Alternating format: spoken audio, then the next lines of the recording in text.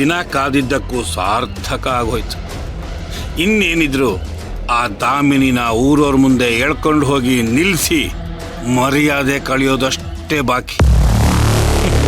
ಲೇ ದಾಮಿನಿ, ನನ್ನನ್ನೇ ನಿನ್ನ ಕಾಲಿಗೆ ಬೀಳೋ ಹಾಗೆ ಮಾಡಿದೆ ಅಲ್ವಾ? ಈಗ ನೀನು ಊರಿನ ಜನಗಳ ಮುಂದೆ ನನ್ನ ಕಾಲಿಗೆ ಬೀಳಬೇಕು.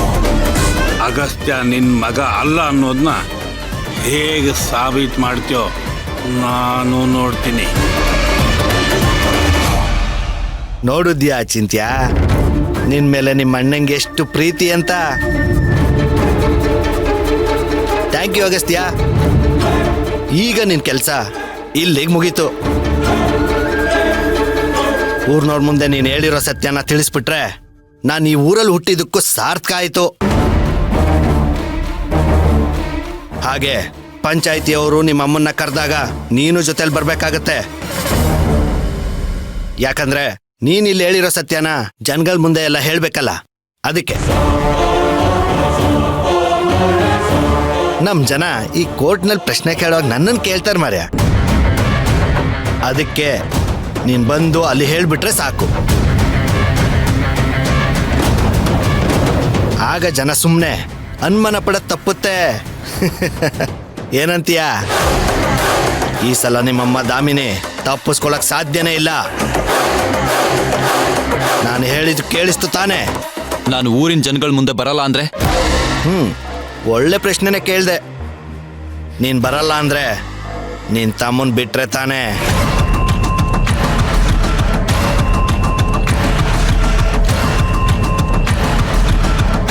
ಶಬಾಷ್ ಕೋದಂಡ, ಇಷ್ಟು ದಿವಸ ನಿನಗೆ ಸುರಿದಿದ್ದ ದುಡ್ಡಿಗೆ ಇವತ್ತು ಸಾರ್ಥಕ ಆಗೋಯ್ತು. ಇಲ್ಲ, ಇವನ್ ಸುಳ್ಳು ಹೇಳ್ತಿದ್ದಾನೆ. ಇವ್ ನಮ್ಮ ಅಣ್ಣ ಅಲ್ಲ. ಇವನ್ ಮಾತನ್ನ ಯಾರು ನಂಬೇಡಿ. ಇವನು ಆದಿತ್ಯ. ಇವನ್ ಸುಳ್ಳು ಹೇಳ್ತಿದ್ದಾನೆ.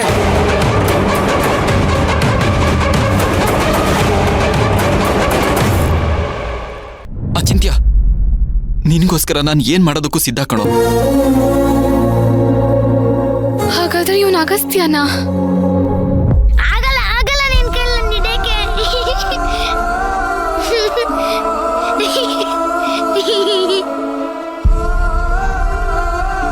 ನಿನ್ ಹೆಸರೇನು ಹೇಳು? ಆದಿತ್ಯ ಅಂತ. ನಾನು ಆದಿತ್ಯ ಅಲ್ಲ, ಅಗಸ್ತ್ಯ. ನೀನ್ ನನ್ನ ಅಣ್ಣ ಅಂತ ಯಾಕೆ ಸುಳ್ಳು ಹೇಳ್ತಿದ್ಯಾ? ನೀನ್ ನನ್ನ ಅಣ್ಣ ಆಗಕ್ ಸಾಧ್ಯನೇ ಇಲ್ಲ. ನೀನ್ ಆದಿತ್ಯ ಅಷ್ಟೇ. ಆದಿತ್ಯ ಅಚಿಂತ್ಯನ ಕಾಪಾಡೋದಕ್ಕೋಸ್ಕರ ಏನಾದ್ರೂ ಹೊಸ ಪ್ಲಾನ್ ಮಾಡ್ತಾ ಇದ್ದಾನ?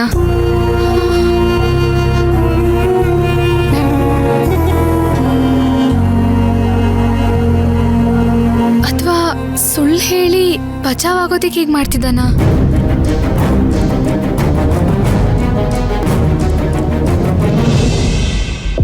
ಅಯ್ಯೋ ಸೌಮ್ಯ ಕೇಶವ, ಅವನು ಯಾರೋ? ನಾನು ಯಾಕೆ ಅವನಿಗೆ ಕಾಲ್ ಮಾಡಬೇಕು? ಅಯ್ಯೋ ಯಾಕೆ? ಏನಾಯ್ತು? ಅಯ್ಯೋ ದಮ್ಮಿ, ಅದು ಅದಕ್ಕೆಮ್ಮ ನನ್ಗೇನು ಹೇಳಕ್ಕೂ ಭಯ ಆಗ್ತಿದ್ಯಪ್ಪ. ಸ್ವಲ್ಪ ಅರ್ಥ ಆಗೋ ಥರ ಹೇಳಿ. ಅಯ್ಯೋ ಹಾಗಲ್ಲ ಕಣೆ ತಮ್ಮಿ. ಈಗ ನಮ್ಮ ಮನೆ ಇರೋ ಪರಿಸ್ಥಿತಿನಲ್ಲಿ ಈ ಕಿಟಕಿ, ಗೋಡೆ, ಬಾಗಿಲು ಅಷ್ಟೇ ಯಾಕೆ, ನಾವು ಕೂತಿರೋ ಸೋಫಾ, ಟೀಪಾಯ್ ಎಲ್ಲದಕ್ಕೂ ಕಣ್ಣು ಕಿವಿ ಬಂದಿರುತ್ತೆ. ಆಯ್ತು, ನೀವ್ ಹೇಳೋದೇನು ಬೇಡ, ಸುಮ್ಮನಿದ್ ಬಿಡಿ. ಅಯ್ಯೋ ತಮ್ಮಿ, ಹಾಗಲ್ಲ ಕಣೆ. ಅದು ಅಚಿಂತ್ಯನ ಕಿಡ್ನಾಪ್ ಮಾಡಿದ್ರಲ್ಲ, ಅದು ಅಚಿಂತ್ಯ ಕಾಣಿಸ್ತಿಲ್ಲ ಅಂತ ನನಗೆ ಎಷ್ಟು ಟೆನ್ಷನ್ ಆಗ್ತಿದೆ ಗೊತ್ತಾ ದಮ್ಮಿ? ಪಾಪ ಅತ್ಗೆಮ್ಮ ಯಾವಾಗಲೂ ಮನೆ ಮಕ್ಕಳು ಅಂತ ಎಲ್ಲರ ಬಗ್ಗೆನೂ ಯೋಚನೆ ಮಾಡ್ತಿರ್ತಾರೆ. ಆದರೆ ಅವ್ರ ಬಗ್ಗೆ ಚಿಂತೆ ಮಾಡೋರು ಯಾರೂ ಇಲ್ವಲ್ಲ.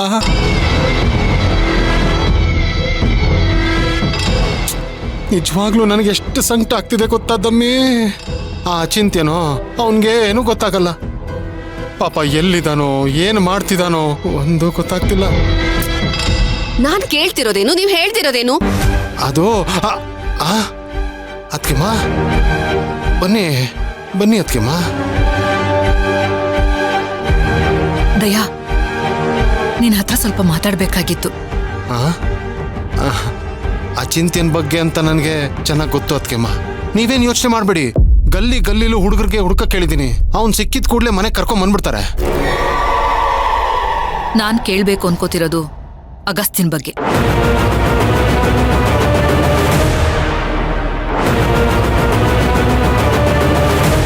ನೀನಾಗ್ಲೇ ಫೋನಲ್ಲಿ ಮಾತಾಡ್ಬೇಕಾದ್ರೆ ಬೆಂಗಳೂರಿಂದ ಬಂದಿರೋ ಹುಡುಗ ಅಂತ ಹೇಳ್ದೆ. ಅಗಸ್ತಿನ್ ಬಗ್ಗೆ ಯಾರ ಹತ್ರ ಮಾತಾಡ್ತಿದ್ದೆ? ಅದು ಅತ್ಗೆಮ್ಮ,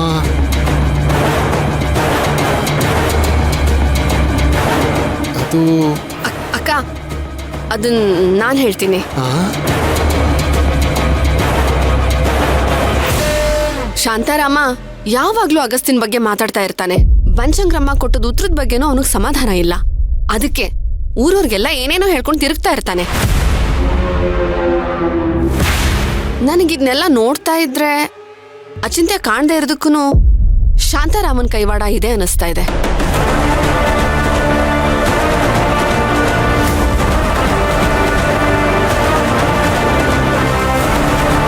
ನಮ್ಮ ಮನೇಲಾಗೋ ಸಣ್ಣ ಸಣ್ಣ ವಿಚಾರಗಳನ್ನು ಊರಿನ ಜನರ ಮುಂದೆ ಇಟ್ಟು ಊರಿನ ಜನರ ಮುಂದೆ ನಮ್ಮನ್ನ ತಲೆ ತಗ್ಸೋ ಹಾಗೆ ಮಾಡೋದಕ್ಕೆ ಕಾಯ್ತಾ ಇರ್ತಾನೆ. ಈಗ್ಲೂ ಅಗಸ್ತಿನ್ ಬಗ್ಗೆ ತಿಳ್ಕೊಳ್ಳೋದಕ್ಕೆ ಏನೋ ಪ್ಲಾನ್ ಮಾಡಿರ್ತಾನೆ. ಅದಕ್ಕೆ ನಾನೇ ಒಂದಿಷ್ಟು ಜನರಿಗೆ ವಿಚಾರ ಗೊತ್ತಿರ್ಲಿ ಅಂತ ಇವ್ರಿಗೆ ತಿಳ್ಸಕ್ ಹೇಳಿದ್ದೆ. ಹಾ, ಹ್ಞೂ ಹೌದು ಅತ್ಗೆಮ್ಮ.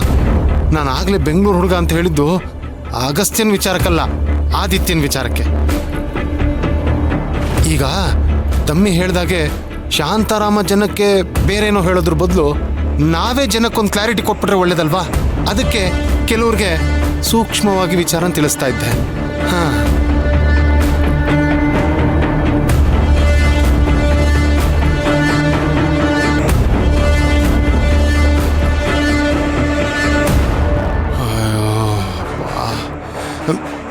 ಏಯ್, ಶಾಂತಾರಾಮ ಹೀಗೆ ಮಾಡಿದಾನೆ ಅಂತ ಯಾಕೆ ಹೇಳಕ್ ಹೋದೆ?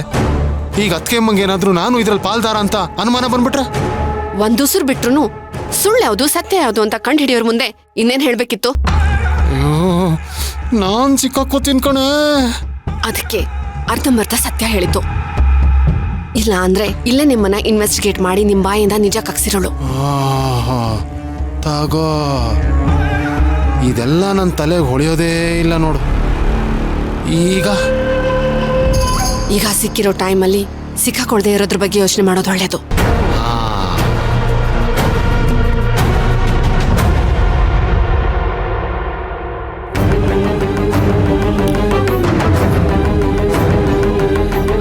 ಅಮ್ಮ, ನಿನ್ ನಿರ್ಧಾರ ನಾನು ಒಪ್ಪಲ್ಲಮ್ಮ. ಅದ್ರ ಅವಶ್ಯಕತೆನೂ ನನಗಿಲ್ಲ. ಅಂದ್ರೆ ನಾವೆಲ್ಲ ಒಂದೇ ಫ್ಯಾಮಿಲಿ ಅಲ್ವಾ?